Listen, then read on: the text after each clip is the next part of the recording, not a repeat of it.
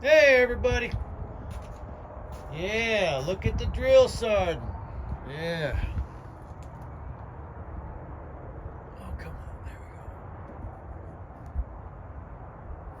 There we go. We got oil all over the place. Yeah. Even got some on the tires. Hello, come on, camera. Come on. There we go. Yeah. Let me tell you what happened here. Yeah. All right. We got some oil. Back you off a little bit. There we go. We got oil all over, everywhere. You can see some right there. See some up on the cowl. I don't think that's called a cowl. Anyway, oil everywhere.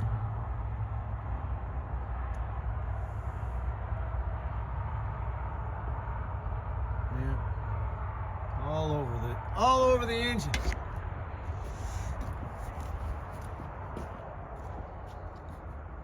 See if I can get you up inside there.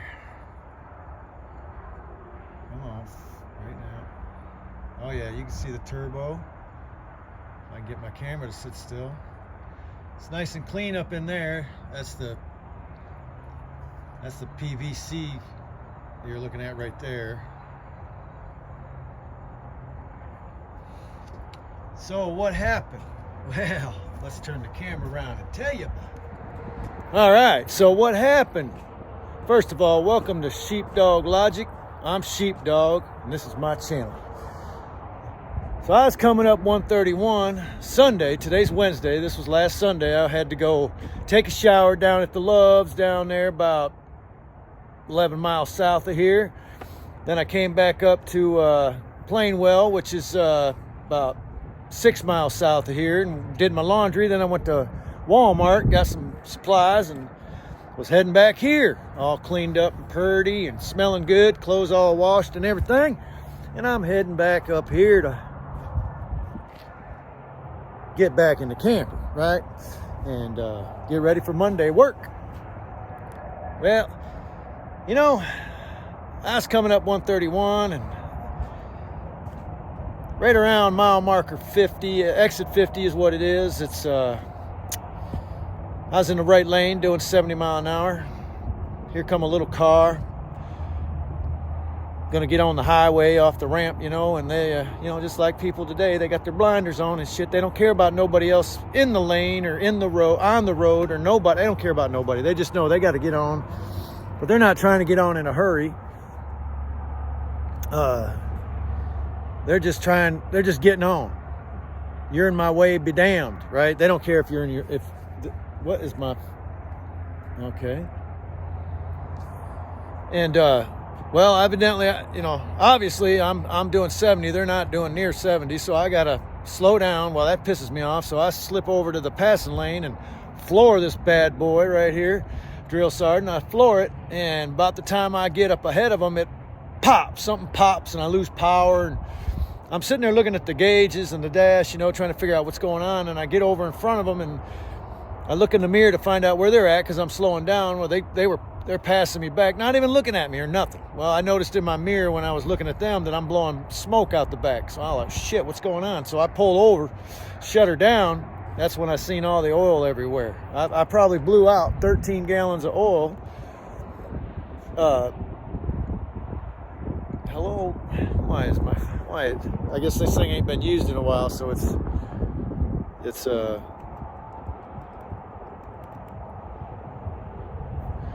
having its problems. Maybe it's too cold for it. But anyway, I don't want to get lost on the camera now. So got pulled over, found out oil everywhere. Don't know what was going on. Figured I blew a turbo. But I'm kind of new to these 7.3 Power Stroke diesels, right? I've never had one before. I've drove them for 15 years, but I ain't never had a pickup truck with a 7.3 Power Stroke. So I didn't know a lot about them, other than what I'd heard about them, but I didn't know mechanically about them. So I had to do a lot of research and Some of y'all might know about them. There's this thing on there, the stack mount, which holds the turbo in place, right? That's where the oil comes up through the middle of the stack mount into the turbo. Well, I didn't know that till I watched a few videos, and I was like, that's where the oil, because I could not figure out where the oil was coming from, but I couldn't find out where the oil was feeding the turbo. I know turbos take oil, right? But that's why I couldn't find it, because it's buried. You can't see it. It's within the mount that holds the turbo. So the turbo sits on the mount clamps down, that oil feed is right there with an O-ring, which normally has a leak problem on these 7.3s. But this was not a leak problem. This was a freaking, all the oil's coming out of your fucking oil pan right now. That's what it was. So as of now, I'm just learning about it. I'm trying to figure it out, trying to learn how to get this turbo off. I guess it's easy but not easy type of thing, you know. And so that's what I'm working on with this. I got to get this fixed. All right, let's go to Lieutenant. Lieutenant is doing good. He's running great. Still needs a turbo because we got a little leak in the turbo, so eventually it's going to get worse and bad. But right now it's running just fine. The exhaust manifold gaskets really need to be changed, but it's still running just fine. Okay, so I'm all about work right now. I'm working 6 days a week, doing shuttles 5 days a week, and then on Saturday I run a Chicago run down to Chicago and back. Dalton, Illinois, if anybody knows that. Easy peasy, lemon squeezy, Japanesey. Okay, real easy. I'm living in that here full time. That's been going on for tomorrow will be 3 weeks exactly.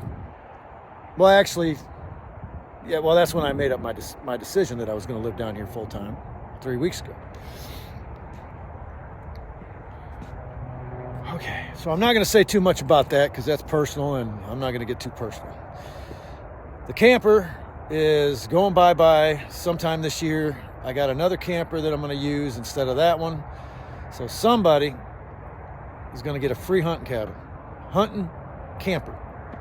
It's great for just sitting on the property somewhere.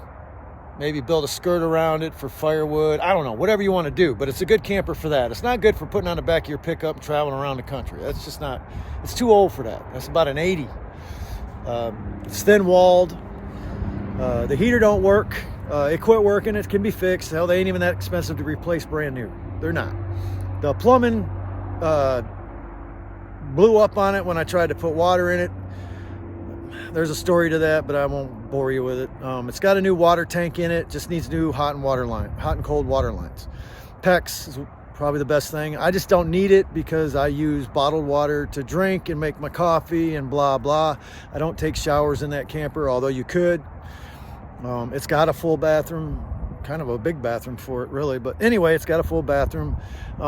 Stove works, refrigerator works, although it's not the refrigerator that was made for that camper. It's just a 110 small refrigerator. So you really don't have power to it unless you hook up a generator or shore power. But the stove does work. Refrigerator does work. The bed's in good shape. The roof don't leak. I fixed all that. There's minimal damage on the inside over the bed from the roof leaking. Who gives a shit? It's a hunting camper, okay? That's really all it is. So that's going to go because I need my trailer, right?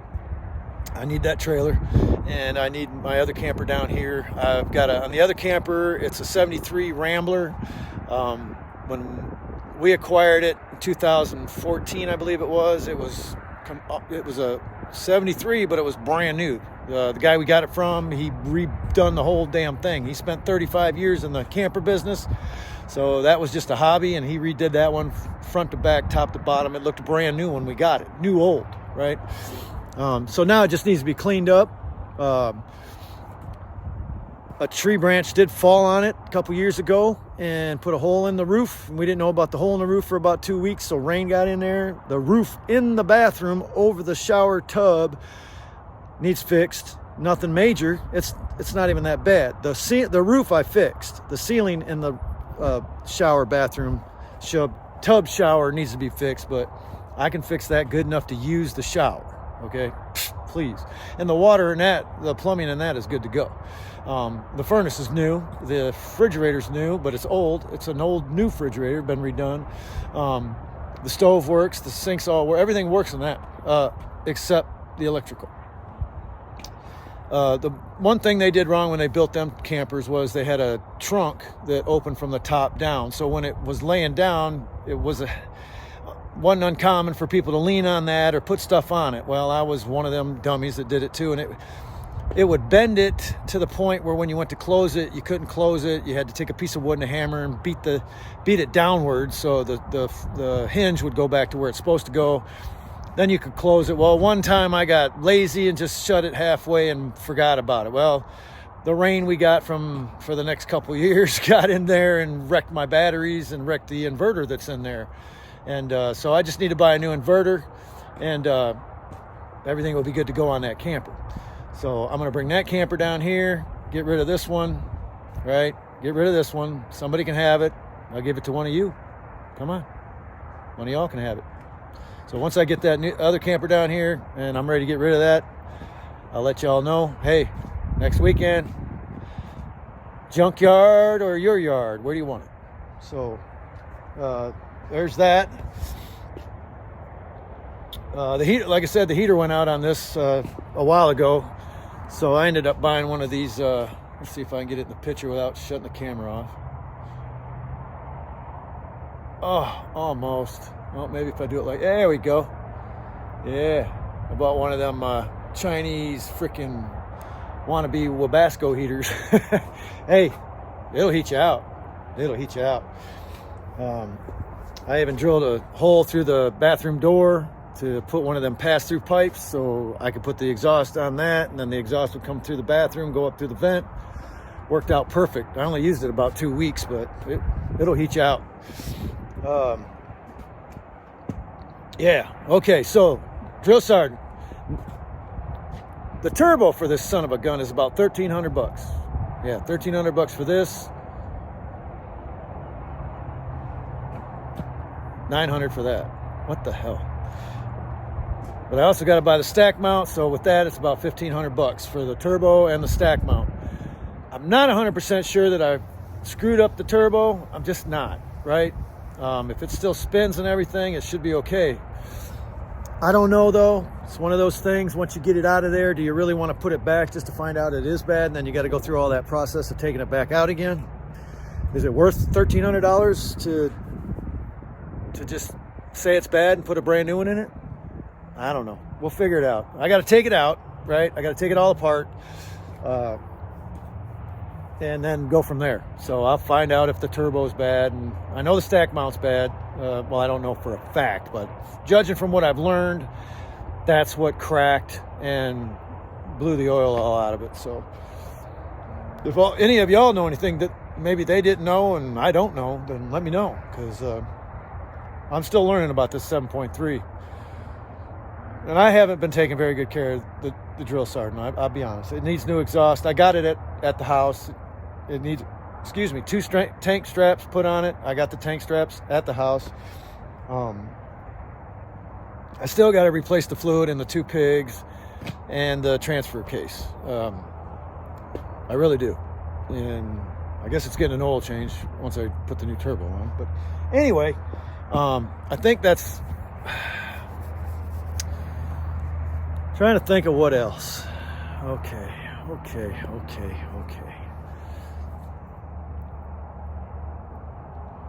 So I'm living down here full time, running 6 days a week.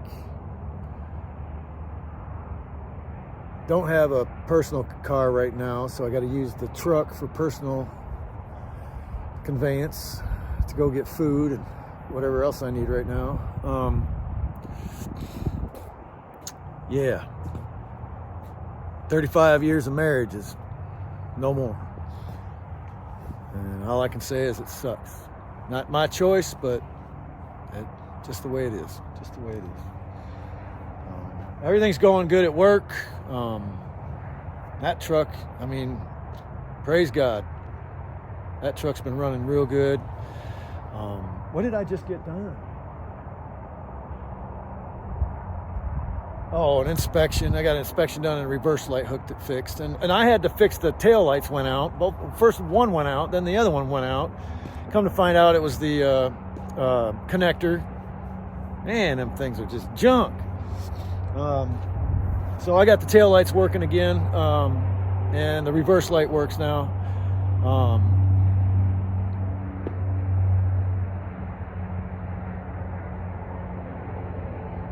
Oh, the dash, the gauges. Okay, some of y'all might know about this. I don't know. This is new to me. The gauges, the speedometer, the tach, the oil pressure, and the coolant gauge go dead. Just all of a sudden go dead.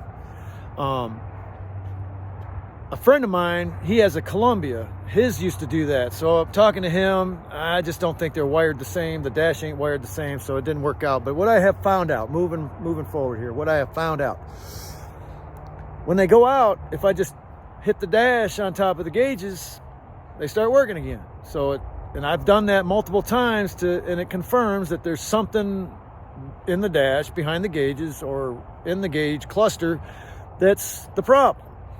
Okay, so yesterday morning when I started the truck and it ran for a minute, the gauges all went out. And I hit the dash, they wouldn't come on. So I pulled the tachometer out because the tachometer's been bouncing a little bit since I got it. It'll stop bouncing and it'll start bouncing when you shift and stuff. But so I know I need to change the tach, or there's something going on with the tach. But anyway, it seems like the problem is pointing towards the tach. So I pulled the tach out, and when I put it back in, when I pulled it out, there's this little hockey puck about that size. It looks like a hockey puck, but it's about that big. And it sits at the bottom of the tachometer area where the tachometer plugs into. You got the light on each side, right? And then the tach plugs in right in the middle, right below the two lights, light, and then right there's that hockey puck right below it. And it's about that. As soon as I push that in, they all came back working again. So I don't know what that is. First thing comes to my mind is a CMOS battery, right? But why would they have a CMOS battery in a semi truck? I mean, I don't know. Also, what would go out was my little display would go out. It would be on, but it'd be saying no connection. The miles wouldn't be turning, right? But once it all came back on, the miles caught back up. Ain't that amazing? That's awesome. So still trying to figure out exactly what that problem is, but maybe some of y'all know what that little hockey puck thing is that I'm talking about. I could call Freightliner, right? Call service and ask them. You know what they're going to tell me? I don't know. That's all they ever fucking say. They don't know shit. Mechanics don't really know shit anymore. That's why you got to learn to do it all yourself, right? Got to learn to do it all yourself.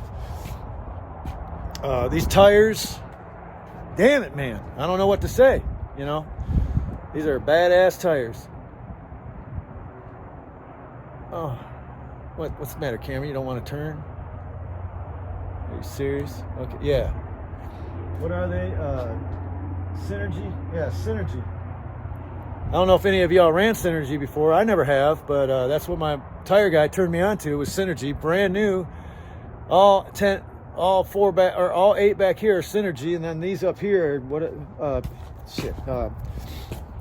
Bridgestone, and I can't complain of one bit about how they're wearing out.